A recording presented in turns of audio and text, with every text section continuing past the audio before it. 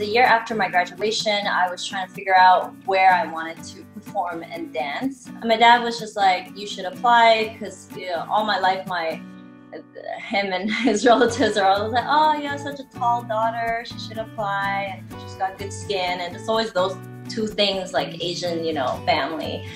And so I applied. I didn't really expect anything to happen, but I got a call, and then I did my first interview in Toronto. Then afterwards, I took a chance and flew to Hong Kong for my second interview. So that's how it all happened.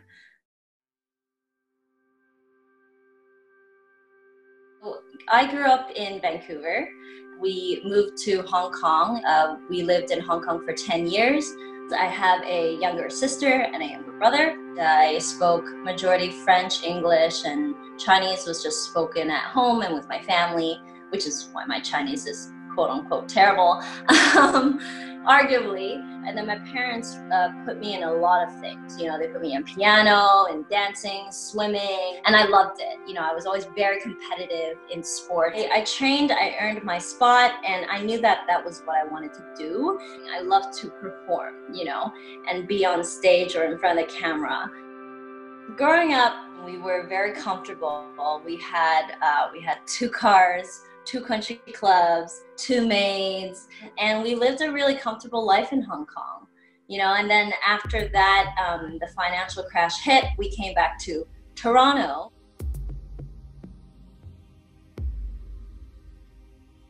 It was starting to get really tough for my parents. I think they struggled a lot, and eventually, I stopped the dance classes, I stopped all that. It was a bit of a struggle because my dad had to stay in China, and that was the first time in my life where and my dad's my rock, where we separated. I had to kind of become the man of the house because my mom was struggling mentally, my siblings were young, I was always just the eldest one, and I had to take a lot of responsibility and grow up very quickly.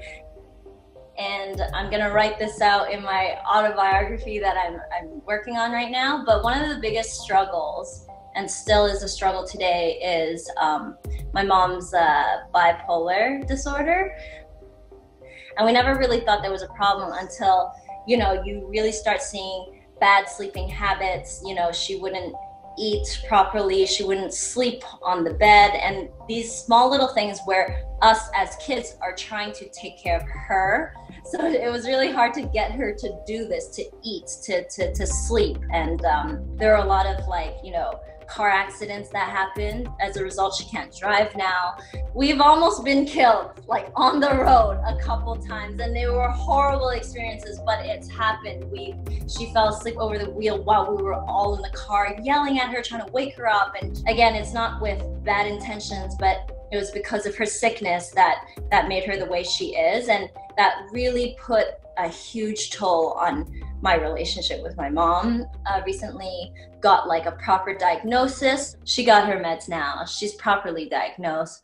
We're doing our best, and those are the things to be thankful for every day.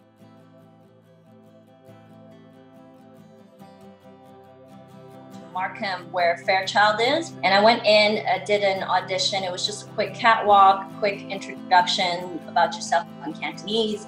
They communicated between Hong Kong and Toronto office. They told me they wanted me to fly over, and when they did, it was a little risky because they were like, you have to pay for your own airfare, but if you make it to finals, then we'll cover your airfare. And I remember just going I just really want to win back the airfare.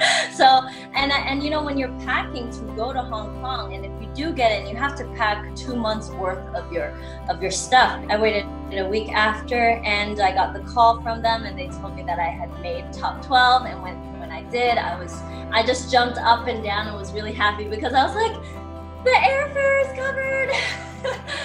There were so many lessons learned, but even more so the funnest time ever, because it wasn't because of just the fact that I could really fulfill my dream to be on stage and perform and do a catwalk, because this is up my alley, being on stage. It was easy for me, taking photos, posing, all that kind of stuff, all the talent stuff was easy for me. But it was I applied because I wanted the experience to make girlfriends. It wasn't about winning, and I had that time because all the girls, I was blessed to know that all the girls, we were all friends, we were all friendly. I wanted, you know, this family. I was like the big sister, and that was the best part of the 2 months. It was just getting to know these girls and just making them my family, and for some of them, you know, becoming my lifelong best friends. It's getting hot, but personally, I mean, growing up, again, this was like 10 years more of just having to take responsibility as a teenager. I was a very angry kid. I punched walls, opened my knuckles, broke dishes, threw phones, beat up the wrong people. It was so bad. It was, and you know, I didn't know any better. I didn't have any self-control, but it was that bad, and I was a very, very angry. I've been to really, really dark places. Even my siblings had the same thoughts, and they weren't as strong-minded as I am, which I regret not being there for them when they were going through their dark times, because it's now like, you could quote unquote too late. But I'm glad none of us like really did anything permanently lost. I think nowadays, like everyone around me, like my friends or my family, I find a lot of positivity and happiness in that, and that's where I get my energy from, and that's why I love, you know, I'm very thankful for where I am today. Yeah, and because of them and all the people around me. So yeah, that's how I got out of it.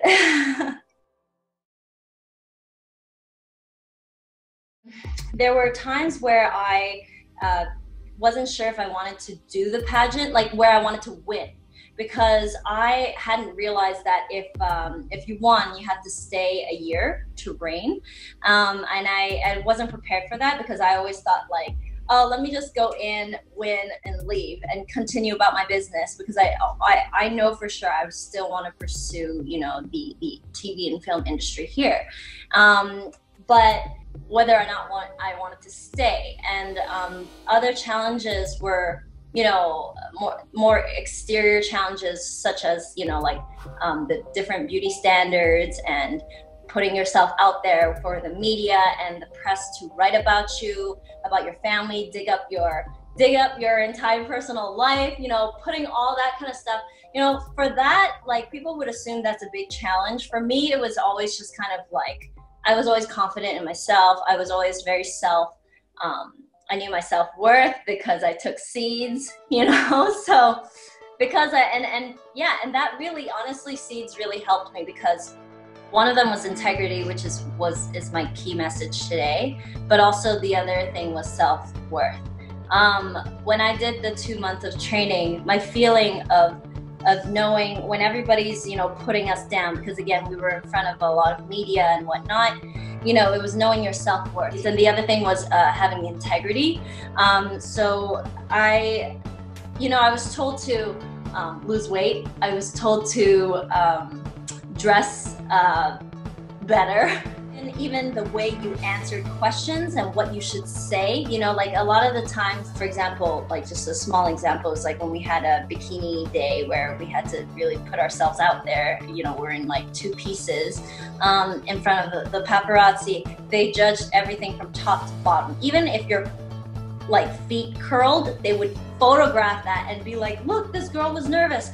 And so little things like that, and just watching the girls like answer the way they did in interviews, like, yes, like, you know, I prepared so hard, this morning I didn't drink any water, I didn't eat anything because I wanted a flat stomach. You know, that to me was always like, that's not the message I want to tell other girls, and you know, that's not the type of value. I don't believe in that same, you know, method. And for me, when they asked me that question, and I've always been, again, into sports, so I was arguably the fittest girl there, and they were like, Juliette, how do you have your abs and stuff? And I was truthful with that. I was blessed to have an amazing metabolism. Thanks, mom and dad. Like, that is how I would answer my questions. And when they say, did you eat anything this morning? I was like, yeah, I still had a banana. I still had a cup of water. This and your action is one and is consistent, right? So those, that was my feeling during this whole training, was to have integrity, know my self-worth. And then once I got up on the stage and, you know, was feeling like myself, and when I came down to like the top two and it was time to pick the winner, like who is it, number 5 or number 1, who's gonna win, I was like, at that moment, I was like, well, I came this far, I might as well come first place. And I was just really hoping, but also was just like I really want it, but it wasn't like, I'm really competitive, so I hope she burns and crashes, you know, it wasn't like that. It was just like, I really want it, I'm already here. So during this whole reign, actually TV is really hard to deal with. And I think everyone knows that, they just don't speak about it. I think a lot of artists go through it, and I salute the artists that are, and the talent that are still with TVB. But truthfully, they are one of the hardest companies to deal with. It was so wrong what they do to us. And me, I have such a strong sense of like righteousness, and I was very vocal about how unfair they were. And again, maybe it's the industry in Hong Kong, they're the monopoly company. It was always just like them trying to tell me how to answer questions, how to not speak badly of them to the press. And when the press is asking me like, how am I enjoying being with TVB? My mind goes straight to, I'm not, I hate it. It's the worst. And like, it was like on stage, it was always like, don't look unprofessional.